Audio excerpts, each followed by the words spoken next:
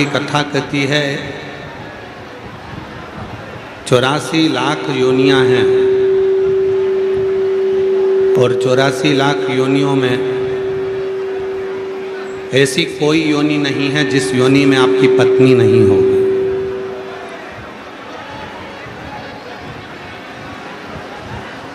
प्रत्येक योनि में आपकी पत्नी भी होगी, प्रत्येक योनि में आपके बच्चे भी होंगे, प्रत्येक योनि में आपको भोजन भी मिलेगा,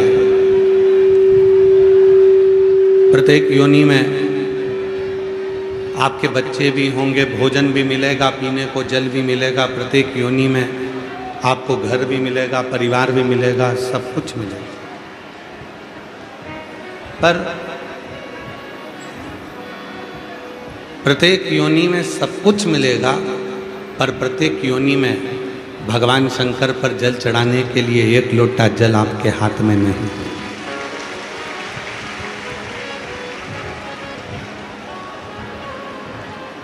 हर योनि में नहीं मिल सकता, प्रत्येक योनि में प्राप्त नहीं होगा। मेरी जीजियों, मेरे जीजाओं, मेरी बेटियों, मेरे बेटाओं, मेरे बुजुर्ग माँ बाप, याद रखना आज कथा का छठा दिवस है। कहते हैं आज कथा की शिवरात्रि है।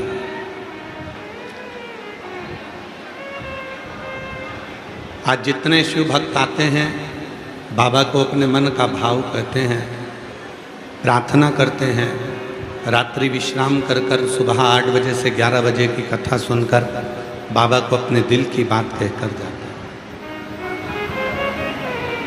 भीड़ बहुत ज़्यादा है, हम जानते हैं कि लाखों लाख भक्त यहाँ आए हैं। हो सकता है आसपास में कुछ नए लोग भी बैठेंगे जो बात करेंगे, आप लोगों से चर्चा करेंगे, पर 2.5 घंटे के लिए जब तक कथा चले तब तक अपने पड़ोसियों के भी हाथ जोड़कर कह दो कि तुम थोड़ी देर चुप हो जाओ, मैं बहुत दूर से आई हूँ, मुझे कथा सुन लेने दो। मैं 100, 200, 500 रुपये खर्च कर कर यहाँ पहुँची। हृदय से, दिल से आप अपने शिव से प्रीत को जोड़ो, मन को जोड़ो।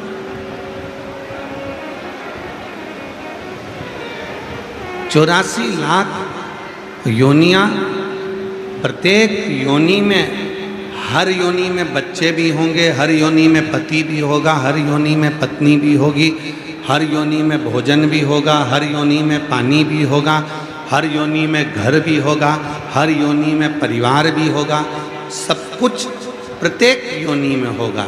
पर केवल प्रत्येक योनि में सब कुछ होगा, पर शिव महापुराण की कथा और शिव जी के मंदिर में एक लोटा जल नहीं, वो नहीं। जिसने जाना वही संपूर्ण जीवन में सुख भोग पाएगा। हम आपसे एक बात पूछें, ओ मेरी बलिया की जीजियों, बलिया के जीजाओं, बेटियों, बेटाओं, मेरे बुजुर्ग माँ बाप, सत्य बताना, बारिश की बूंद जमीन पर गिरे, मिट्टी में गिरे तो उससे कीचड़ बन जाता है। बोलो बनता है कि नहीं बनता? जम के तो बोलो। बारिश की बूंद जमीन पर गिरी, मिट्टी में गिरी तो उससे कीचड़ बन गया, और वही बारिश की बूंद सीप में गिरी तो मोती बन गया। है वही बारिश की बूंद, वही बारिश की बूंद मिट्टी में गिरती है तो कीचड़ बना देती है, और वही बारिश की बूंद सीप में गिरती है तो मोती बना देती है। उसी तरह शिव पुराण की कथा कहती है, आपका मन यदि संसार में गिरता है, कहीं आसक्तियों में गिरता है, तो हमारी जिंदगी एक दिन बर्बाद हो जाती है। और वही मन अपना कर्म करते करते परमात्मा में जाकर गिरता है तो वो हमें मोती बना देता है।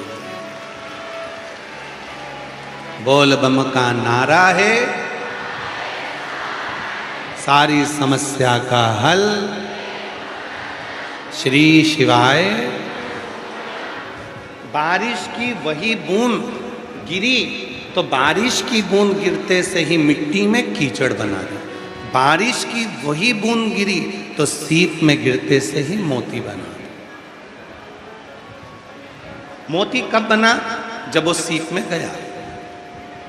आप अपना कर्म करते करते, अपनी मेहनत करते करते, अपनी जागरूकता के साथ में खूब मेहनत करो, खूब परिश्रम करो, और परिश्रम और मेहनत के साथ में शिव जी को एक लोटा जल चढ़ाते रहो तो एक दिन आप भी मोती बन जाओगे, एक दिन आप भी श्रेष्ठ बन जाओगे और अपने जीवन को सार्थक करोगे। बूंद वही है, जल वही है, कहाँ गया ये उस पे निर्भर।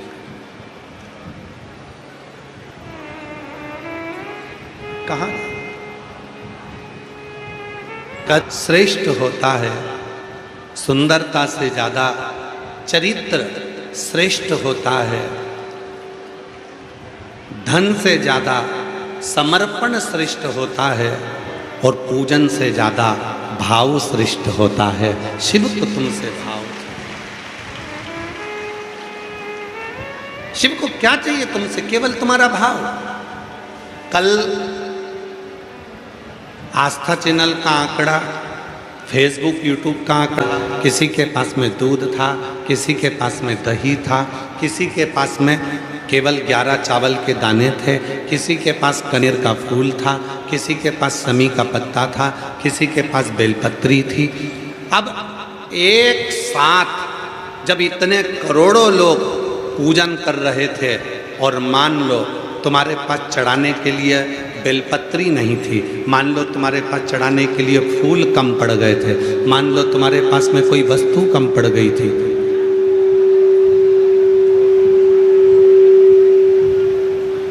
मान लो तुम्हारे पास में कोई वस्तु कम पड़ गई थी, कोई फूल कम पड़ गए थे, कोई सामग्री कम पड़ गई थी, तो भी टेंशन लेने की जरूरत नहीं है।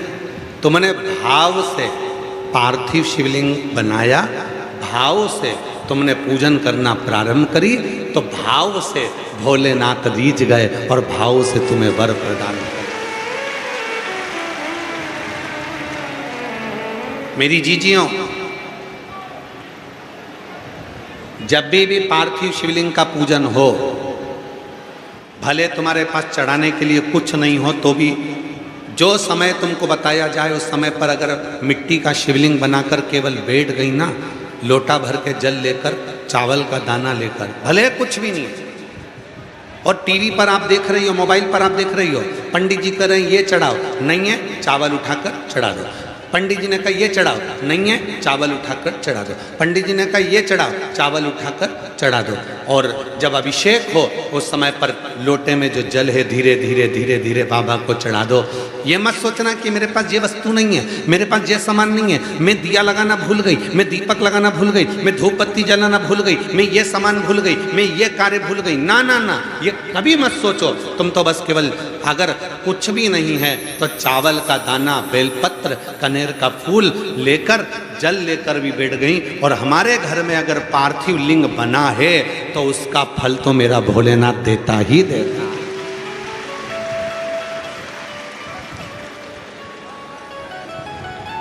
महादेव नमन चरणों में स्वीकार कीजिए सब।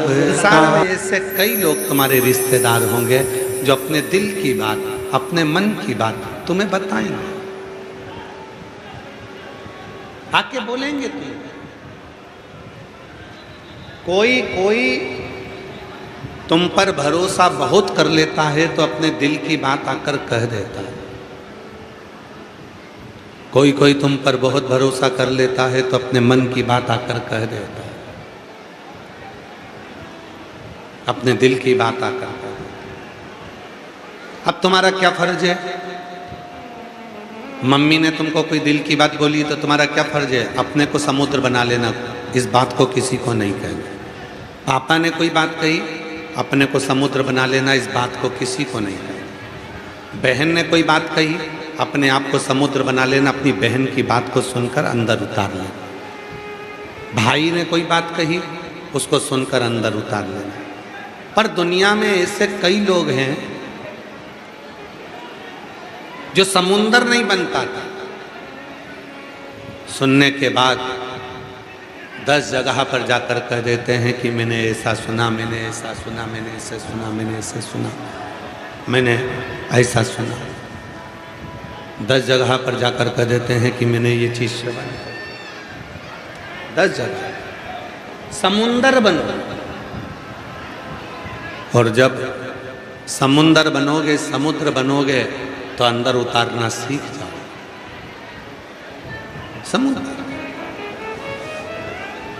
प्रभु का नाम मिला, भीतर उतारना।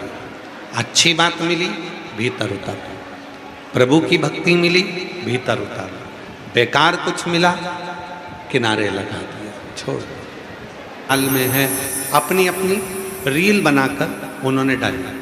उस रील में एक बहन ने इतनी सुंदर बात कही।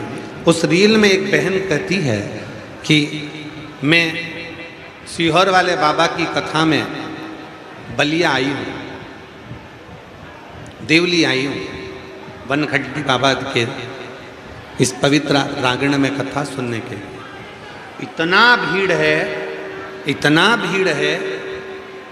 उस बहन ने कहते कहते भीड़ का फोटो दिखाया और बाद में कहा, इतनी भीड़ होने के बाद भी भक्तों का दिल शिव महापुराण में लगा हुआ है। ये शुद्धता ना है, ये प्रेम दिखता है। कहते कहते भीड़ का फोटो दिखाया और बाद में कहा, इतनी भीड़ होने के बाद भी भक्तों का दिल शिव महापुराण में लगा हुआ है। ये शुद्धता ना है, ये प्रेम दिखता है।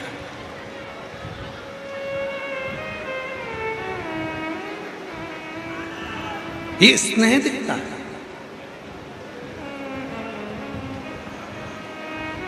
आप क्या दे रहे हो, क्या प्रदान कर रहे हो? समुद्र जैसे गहरे बन जाओ। कचरा आया, किनारे लगा दिया। कुछ बेकार आया, किनारे लगा दिया। कुछ अच्छा आया, अपने भीतर उतारा। कुछ अच्छा हमने अपने भीतर उतारा। समुद्र जैसे। सनत कुमार, इन सनत कुमार सनंदन सनकादि ऋषियों का जो प्रागट्य हुआ, इन्होंने यज्ञ भी करा, तप भी करा, साधना भी करी, व्रत भी करा, उपवास भी करा, सब कुछ करा। उसके बाद भी इनका मन स्थिर नहीं, मन शांत नहीं, मन की स्थिरता नहीं बनी।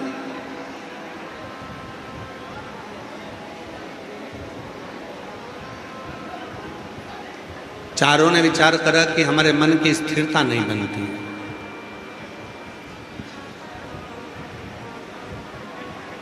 हमारा मन शांत नहीं है, थोड़ी सी उलझने मन में चल रही।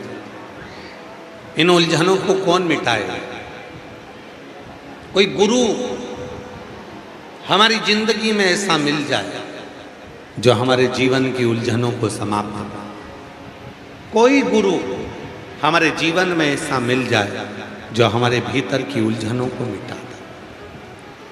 और कितनी उलझन में थे। यहां जितने मेरे शिव भक्त बैठे हैं, लाखों की संख्या में, 8 से 10 लाख शिव भक्त जितने आप लोग पंडालों में हैं उतने बाहर हैं, और जितने बाहर हैं उतने रोडों पर रिक्शों में बैठे हुए हैं और गाड़ियों में चल रहे हैं। उतने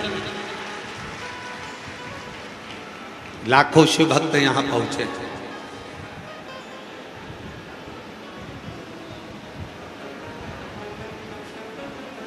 प्रयाग का मेला तो केवल प्रयाग में भरता है, पर बलिया में भी एक मेला भरा गया है, प्रयाग जैसा कुंभ का मेला।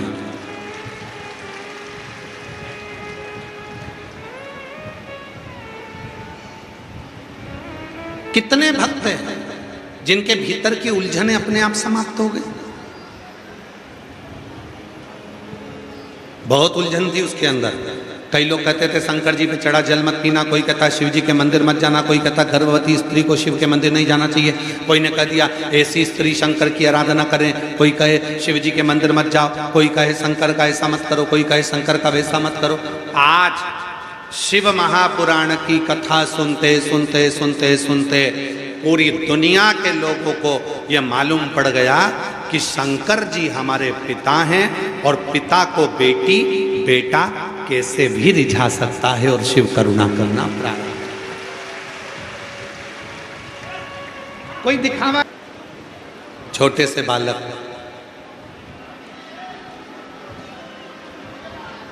बहुत छोटा सा बालक उपमन्यु ऋषि, छोटा सा बालक जिसकी अवस्था मात्र 5 वर्ष की। उपमन्यु ऋषि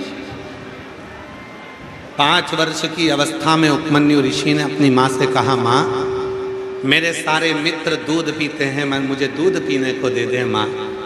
बहुत साधारण से गरीब परिवार में, ब्राह्मण परिवार में, साधारण परिवार में उसका जन्म दे दिया माँ।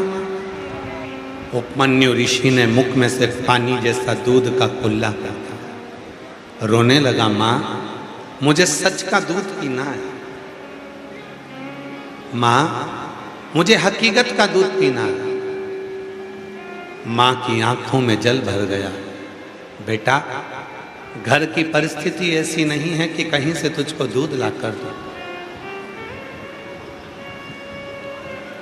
घर में इतना वैभव नहीं है कि मैं तुझे एक चम्मच दूध भी कहीं से ला कर दूं। माँ मुझे तो दूध पीना है।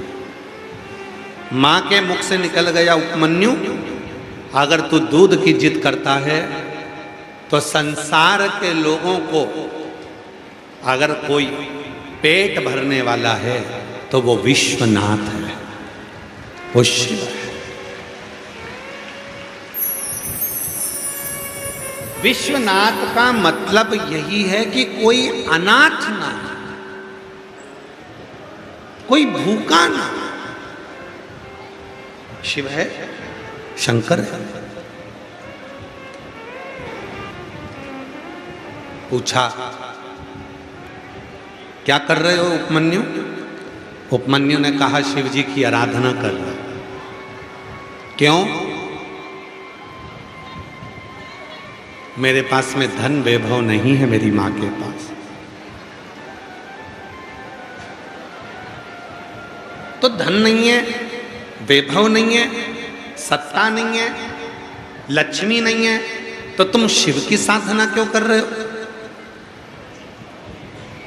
अगर करना है तो भगवान विष्णु की साधना करो, ब्रह्मा जी की साधना करो, जो लक्ष्मी को दे सकते हैं, धन दे सकते हैं, संपदा दे सकते हैं, वैभव दे सकते हैं। अगर तुम्हें साधना करना है तो भगवान विष्णु लक्ष्मी की करो, ब्रह्मा ब्रह्माणी की करो, गरुण की करो, वरुण की करो, शिव की क्यों कर रहे हो? उपमन्यु ने जो कहा, एक एक भक्त के हृदय में वो बात बैठना चाहिए।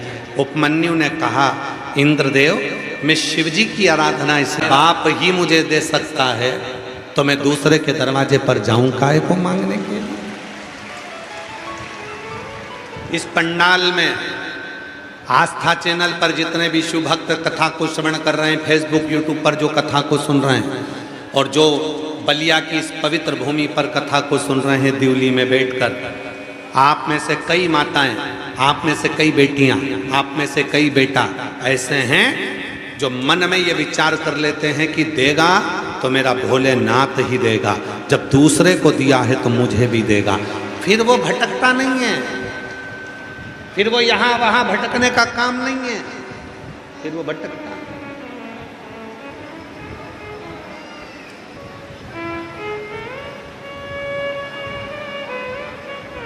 उसके पास भटकने का काम नहीं रहता, फिर तो वो शिव पर समर्पित होता, समर्पण। भटकेगा? तेरे दरबार की बाबा निराली शान तेरे दरबार की बाबा निराली शान। वो पुकारता, स्मरण करता।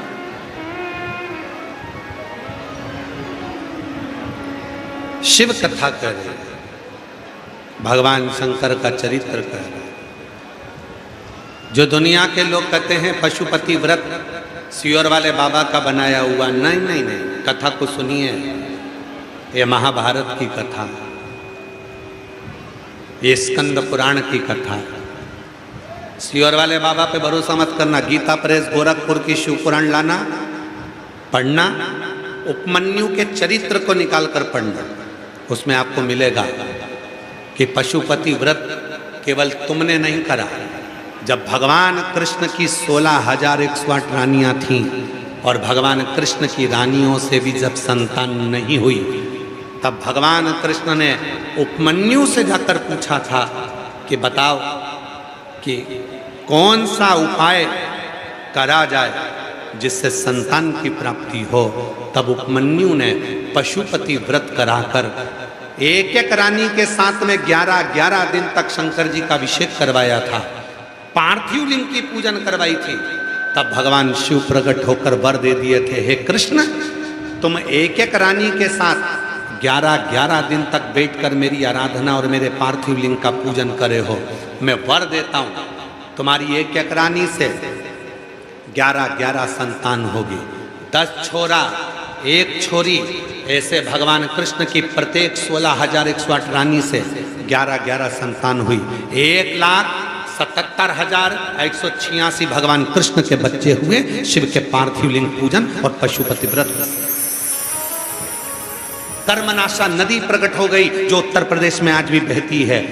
कर्मनाशा नदी प्रकट हो गई, तब ब्रह्मा जी भी हाथ जोड़कर खड़े हो गए। तब भगवान विष्णु ने कहा, ब्रह्मदेव तुम्हारे 4 शीश बचे हैं, 1 लोटा जल चढ़ाओ। ब्रह्मा जी ने जैसी लोटा भर जल चढ़ाया, शंकर जी ने वर दे दिया, तुम चिंता मत करो, तुम्हारा कटा हुआ सिर बड़ा का पेड़ बन जाएगा, उसके नीचे मैं स्वयं बैठूंगा और बटकेश्वर महादेव के रूप में पूजाऊंगा।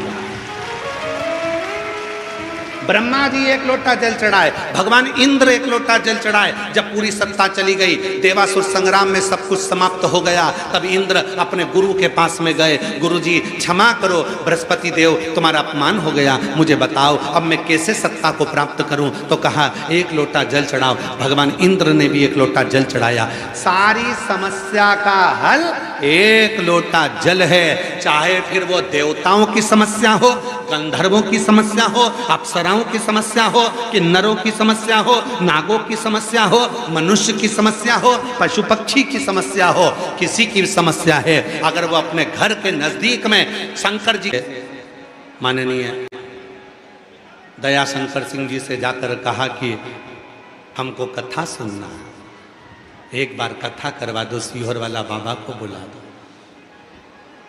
भगवान से प्रार्थना करो तुम भी कि अपने गांव में हम जहां से आए हैं, एक बार हमारे यहाँ भी कोई भगवान की कृपा से ऐसी करुणा हो जाए कि हमारे क्षेत्र में भी एक बार शिव महापुराण की कथा बाबा की हो जाए। बाबा करुणा कृपा, ऐसी प्रार्थना करो और भगवान से प्रार्थना करो कि भगवान मुझको इतना देना कि मैं भी अपने जीवन में एक कथा करवा सकूं। दूसरे पर कर्जा लेकर नहीं,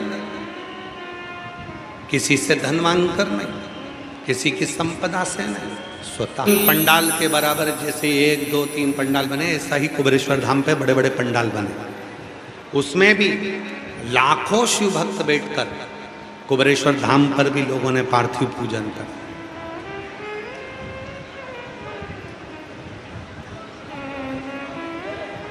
हमारे कुबेरेश्वर धाम पर अनुज विनय मिश्रा जी ने, समीर जी ने पूजन करा, शिवम पंडित जी ने पूजन करा। घर पर पंडित राघव मिश्रा जी ने पूजन करा माता जी के साथ बैठकर। बच्चों में ये भाव होना चाहिए। और हम बड़ाई तो ना करें, पर इतना जरूर कहें, पंडित श्री राघव जी मिश्रा, शिव के प्रति उनका जो समर्पण है, भाव, पार्थिव पूजन हम शंकर जी के शिवलिंग को तैयार कर कर वस्त्र नहीं पहनाते, पर वो अपने शिवलिंग पर वस्त्र भी पहना देते, सुंदर सुंदर आभूषणों से उनका श्रृंगार कर देते। और यही भाव जो बचपन में भगवान शिव के प्रति होता है, आने वाले समय में वही भाव भगवान शंकर का अपने भक्त के भाव में, यही उपमन्यु तुम एक काम करो कि दूसरे की साधना कर लो। नहीं नहीं, मैं नहीं करूं।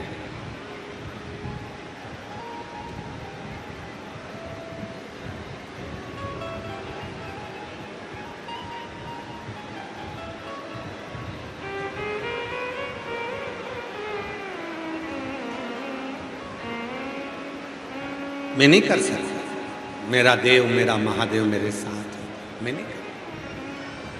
और महाराज जब शिव है तो हम क्यों भट्टे स्थान पर बैठकर भगवान देवाधिदेव महादेव से अपने मन का भाव कहिए, प्रार्थना करिए, निवेदन करिए, विनती करो।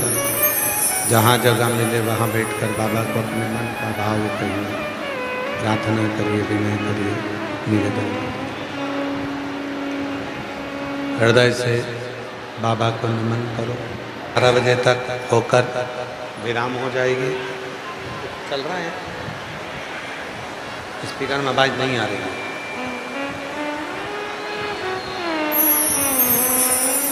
पंद्रह जून को कथा सुबह 8 बजे से 11 बजे तक बलिया की इस पवित्र भूमि पर रहेगी। टीवी पर कथा का समय वही 1 बजे से 4 बजे तक रहेगा। उसके बाद में 18 जून से 24 जून तक शिव महापुराण की कथा पंजाब भटिंडा में चलेगी। कथा का समय 2 बजे। सब दुख ओ भोला सब दुख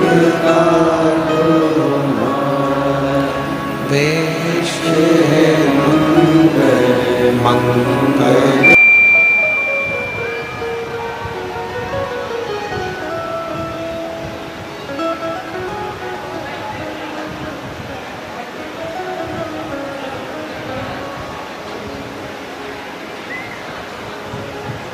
बाबा देवाधिदेव महादेव भगवान शिव ओगरदानी त्रिकालदर्शी कैलाशी विनाशी भगवान शंकर की पवित्र कथा कह रही है।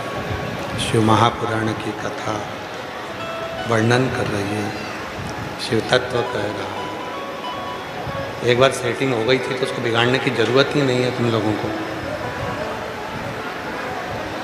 भगवान शिव की पवित्र कथा, शिव महापुराण की ये पवित्र कथा वर्णन करती है, शिव तत्व कहता है, शिव कथा कहता है।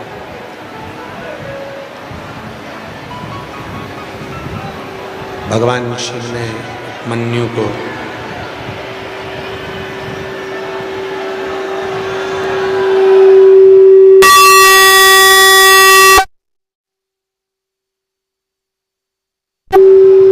भगवान शंकर ने उपमन्यु को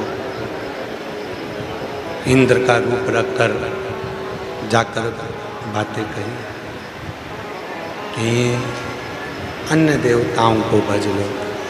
अरे बाहर की आवाज़ खोल दो भाई, प्रेशर खोलो, बाहर का बक्से चला दो, चोंगे चला दो, बाहर का प्रेशर खोल दो। अगर मैं मरूं आप जाकर तो शिव जी के होकर पुत्र के द्वारा के चरणों में जाकर वर प्राप्त कर लो। आप मौन होकर शिव जी के चरणों में जाकर। पर तारकासुर के मन का एक भाव था कि मैंने ब्रह्मा जी से वर जरूर मांगा कि मैं शिव के पुत्र के द्वारा मरूं, और ब्रह्मा जी ने तथास्तु भी कह दिया है। पर समझ में ये नहीं आता कि देवताओं को तो श्राप लगा है कि तुम्हारे घर में संतान नहीं हो। ये देवताओं को तो श्राप है ना कि उनके घर में संतान नहीं होगा। देवताओं को तो श्राप लगा कि उनके घर में औलाद नहीं होगी, संतान नहीं होगी, संतान की प्राप्ति नहीं होगी, संतान का सुख नहीं आएगा। और ये श्राप किसने दिया था? पिपला, पिपलाद की मां सुवर्चा, कि मेरा बच्चा गर्भ में है और देवताओं ने अपने हित के लिए मेरे पति को मार दिया।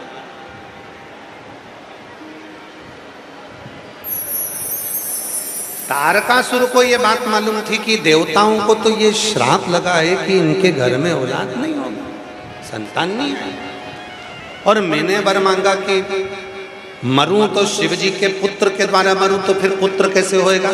जब श्राप लगा है देवताओं को कि औलाद नहीं होगी, तो फिर औलाद होगी कैसे?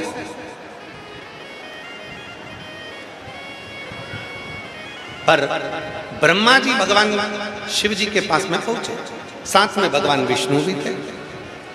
बड़े आनंद में भगवान शंकर कैलाश पर बैठे,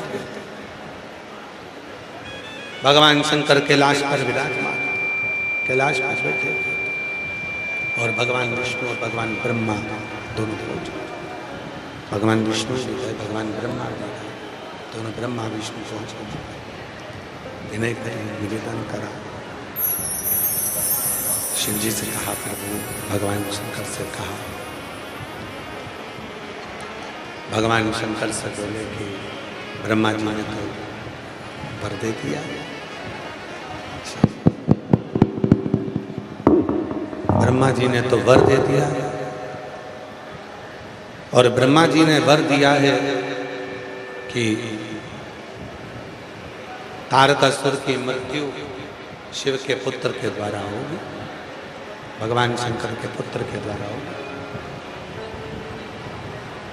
ये तो वर दिया, पर